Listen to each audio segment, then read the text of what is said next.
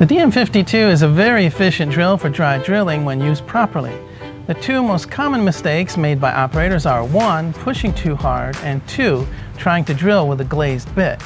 It must first be understood that dry core drilling is a different process than wet core drilling. Dry core drilling requires a much lighter downforce than wet core drilling, and the rotation speed is higher. The operator must allow the tool to do the cutting at its own pace. Increasing the downforce will not result in faster progress. It will actually slow it down, since the increased load will result in slower rotation speed as well as overheating of the diamond segments. Excessive downforce will also lead to the motor's overload protection and/or its mechanical clutch to slip. If the overload trips again and again, or if the clutch slips again and again, that means you are using the tool improperly. Generally, if the load increases slowly, the overload protection will trip first. If the load increases suddenly, then the clutch will slip first.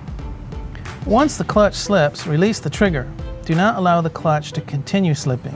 This will lead to premature wear of the clutch. If you are using the tool properly, the situation of the clutch slipping will occur only rarely.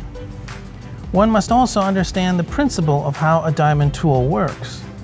The diamond segments have small diamonds embedded throughout the bond matrix of the segment. Under ideal conditions, the diamond segments will be self-sharpening. As the bond matrix abrades away, new diamonds will be exposed, which keep the segments sharp. The DM52 is equipped with soft percussion function, which will help to keep the diamond sharp and assist in dust removal. This is a different purpose from the hard percussion of a hammer drill, which is meant to hammer the head of a masonry twist drill into the workpiece. If the bit stays sharp with the soft percussion switched off, it may not be necessary to use it. If the bit glazes easily, then keep the soft percussion switched on. Sometimes, if the work material is not abrasive enough, the diamond segments will polish smooth, meaning the diamonds are no longer projecting out of the bond matrix in the segment. This is called glazing. You should be able to feel the diamonds in the cutting face of the segments with your fingernail. If the bit becomes glazed and it seems to cut very slowly, even if you use a lot of downforce, then it is necessary to sharpen the bit. Trying to use brute force to make the glazed bit cut will not work. All that will achieve is to either trip the overload or slip the clutch.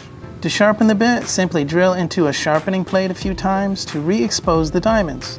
If a sharpening plate is not available, then drill into an abrasive material such as cinder block as many times as necessary to restore diamond exposure and cutting performance. Correct operation using a light amount of downforce will result in the fastest progress. As drilling progresses, pull the bit back occasionally to allow the dust to clear the kerf. Always use a vacuum cleaner. This will help to cool the bit as well as clearing dust. Too much dust in the kerf will overstress the motor and will jam more easily.